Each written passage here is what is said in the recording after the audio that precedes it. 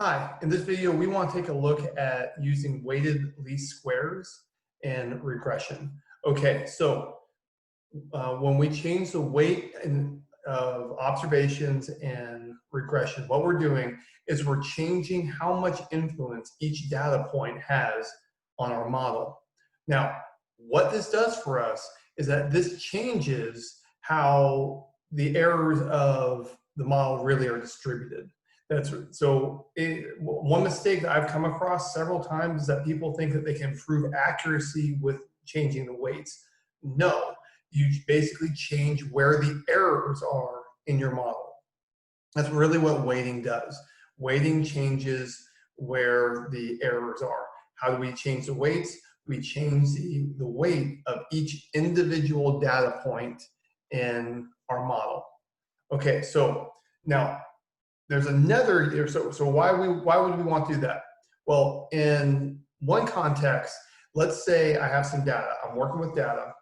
I know I need to make prediction on data in this region, but I have a bulk ton of data in this region of the population, and they don't match up.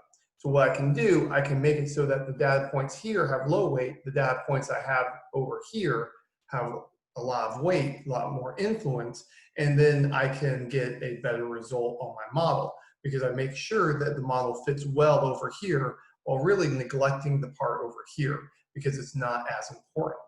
And that's a typical use of weights in machine learning. Now, today we're actually going to go in a different direction with this. So think about hypothesis testing. When I do hypothesis testing, I need to make assumptions. All right, I know. When you make an assumption, you make an ass out of you and me. Thank you, Dad. All right, let's just get that out. Really, in reality, for us to make a decision, we have to have assumptions. Any decision in life, and hypothesis testing is all about making decisions. The difference between like mathematics, statistics, and philosophy is that we have more of a formal structure of how we make decisions, and a formal structure of understanding what are the assumptions that we make. When you make an assumption, like you go driving down the road, you make the assumption that you're not going to die in a crash, or you would not be driving down that road, right? You make that assumption. You don't know it to be true. You have to assume it's going to be true, or you would not be able, you wouldn't make the decision to do that. Hypothesis testing has certain under the hood assumptions that we have to meet for the conclusion to be to give us the output that we are looking for. Okay, so if an assumption is violated, we can't trust the p-value. I mean, really, that is a big punchline today. If the assumptions of a hypothesis test are violated, we can't trust the p-value. Well, if I can't trust the p-value, I can't make a decision. I've got peanut butter on my face. Hey, here we go. It was yummy. Now, if I have, so I'm going to repeat that. If the violations of a hypothesis test are violated, we cannot trust the p-value, right? The p-value is how we say, oh, it's statistically significant or not statistically significant. That we base, reject the null hypothesis or fail to reject the null hypothesis off of the p-value, that one value. Well, if I can't trust it, then I can't trust my conclusion, right?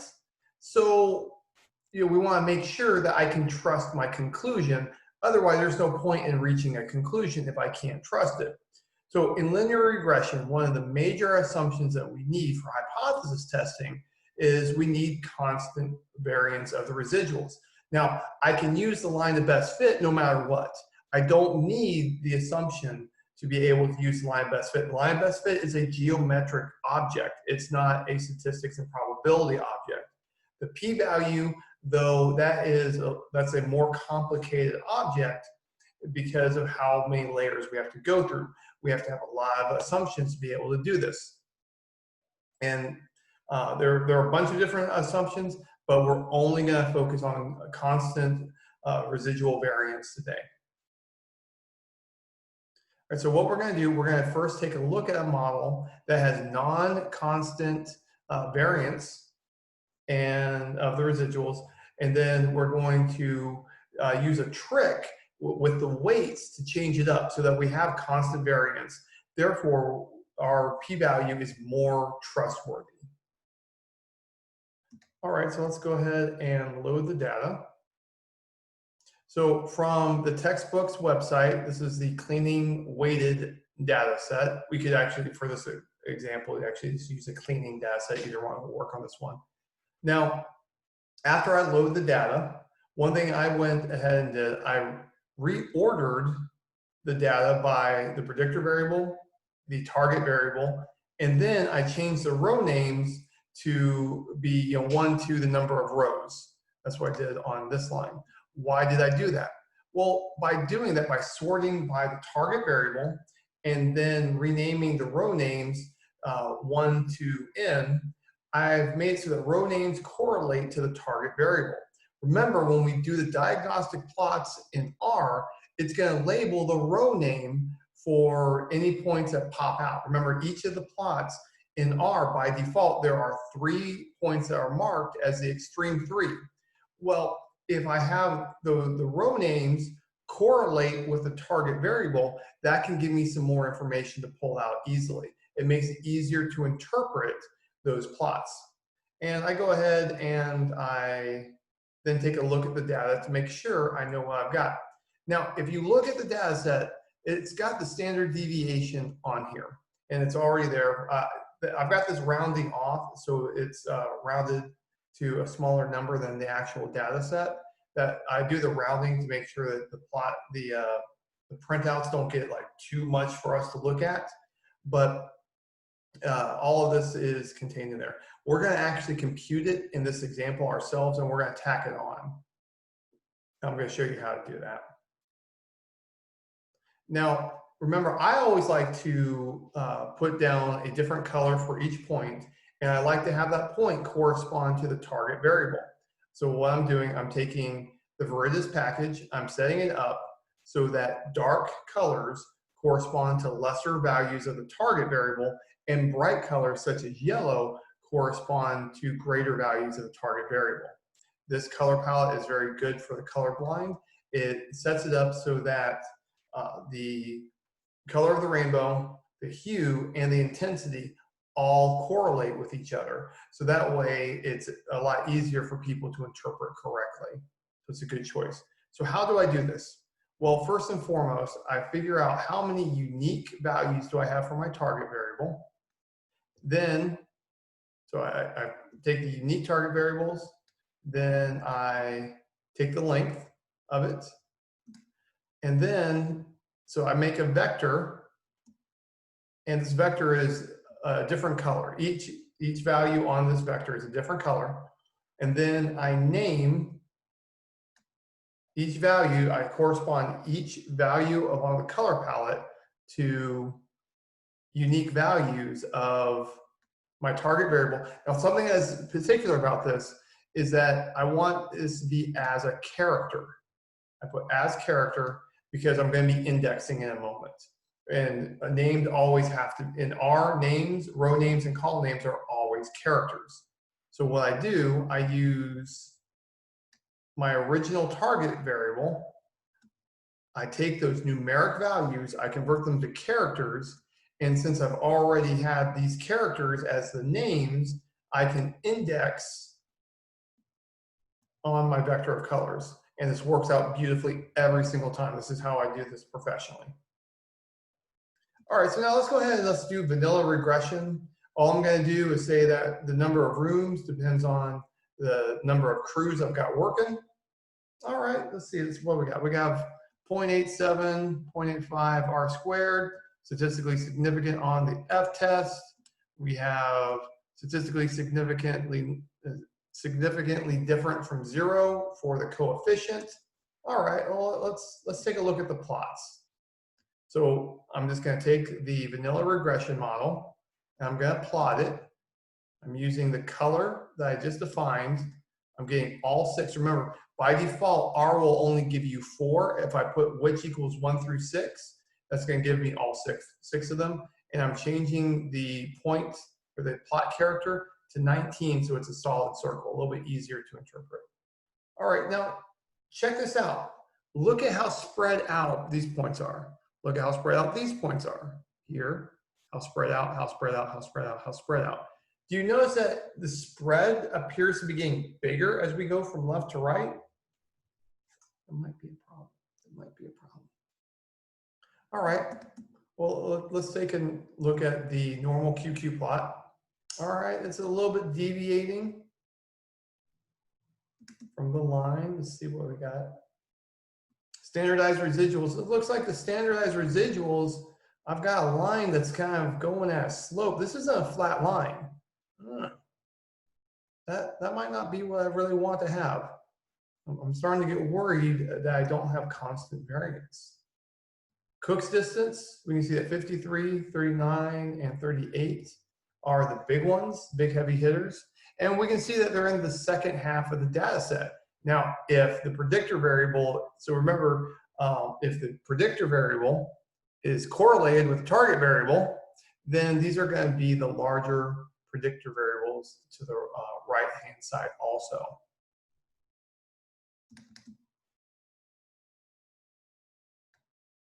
And here we can look at residuals versus leverage. We can see that like some of the lesser values for the target variable are here, but then we have left and right.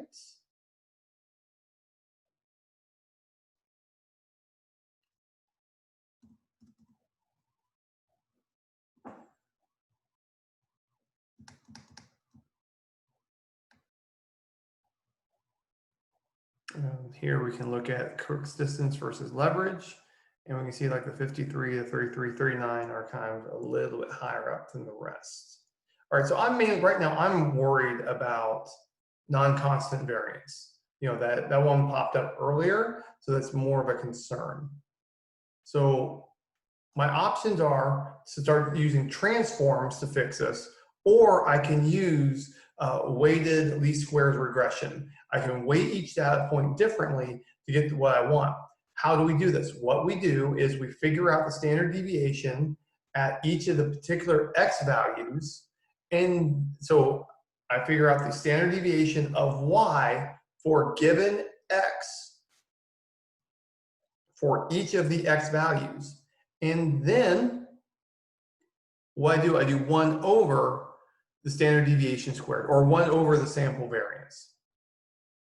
Okay, so what we're going to do, first I want to double check this. I'm going to take a look. I'm not quite convinced that we have non-constant variance, but what I'm going to do, I'm going to go ahead and visualize the standard deviation at each one. So remember, standard deviation squared is variance. When I look at standard deviation, I can make an inference on variance. When I make an inference on variance, I can make an inference on standard deviation.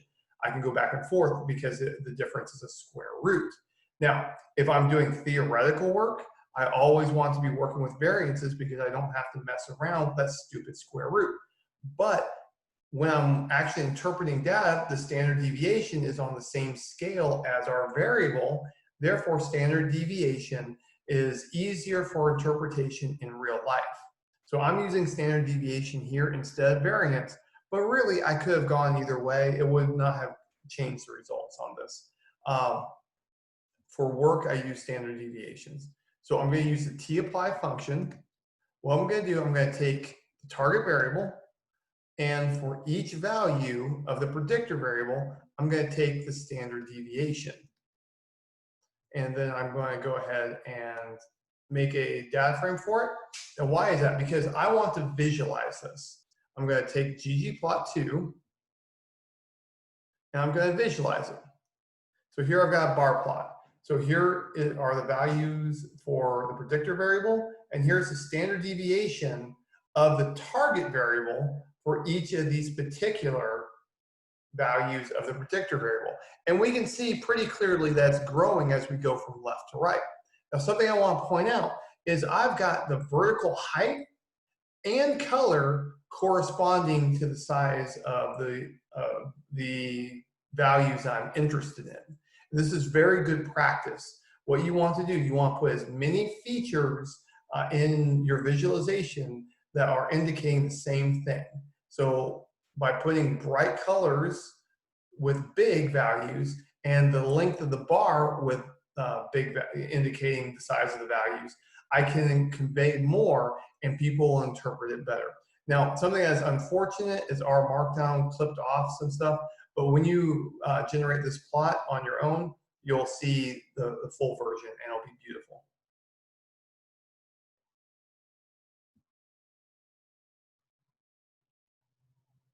All right, so I am convinced that we have non-standard variance of residuals. So I can't trust the p-value. That's really what we've come to right now. I cannot trust my hypothesis testing. All right, well, I want to trust my hypothesis testing because I need to do hypothesis testing. Well, what we're going to do is we're going to weight each data point, and we're going to say the weight is 1 over the sample variance. Well, sample variance is the same as the sample standard deviation squared. So I'm going to do a new linear model. Just like before, rooms depends on crews. The data is the same data, but now here's a feature we have not seen yet, is I'm taking the weight to be 1 over the sample variance. Hey, okay, so what this is going to do is that where we have a lot of variance, the individual data points will have less input, and where we have very little variance, the data point will have more input. That's how reciprocals work. So let's go ahead and take a look. Let's see what we get.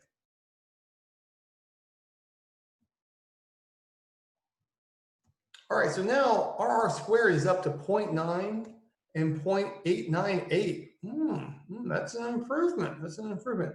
Now, the p-values are, like the value that's spit out is about the same. So remember, the computer is going to spit out numbers for you. No matter what's going to happen, you're going to get these numbers. Can you trust it? That is going to be your job to know as a statistician. That's why you're in school, to know, can you trust these values? Any monkey can put data into R or SAS or Python and get it out. It's our job as professionals to know, can I trust this? So now let's go ahead and plot it.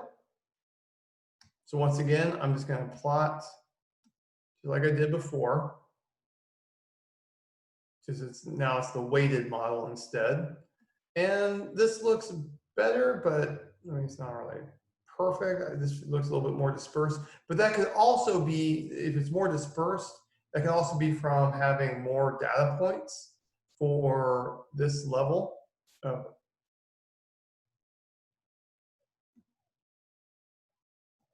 right, this side looks a little bit better. This one looks worse though, but I'm feeling okay with it.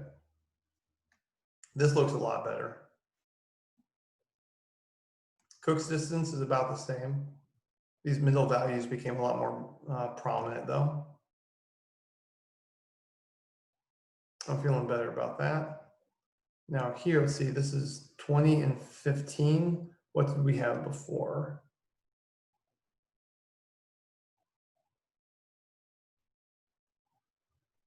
We're 2.5. All right, so Cook's distance increased quite a bit off of this. So if Cook's distance is important to us, we may not want to use this model, but for this purpose, I think this is a better way to go. All right, let's compare the two models.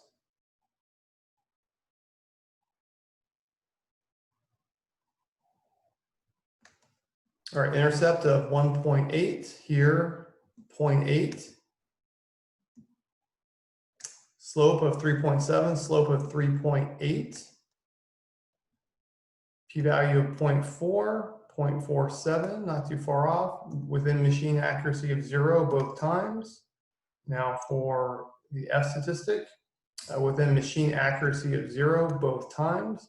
The main difference is that with weighted least squares, we were able to improve our R squared both ways. It's not a huge improvement, but it's an improvement nonetheless. All right, so now let's go ahead and plot it together. And we really don't see that big of a difference, do we? No, we don't. It's kind of interesting. I would expect to have seen more.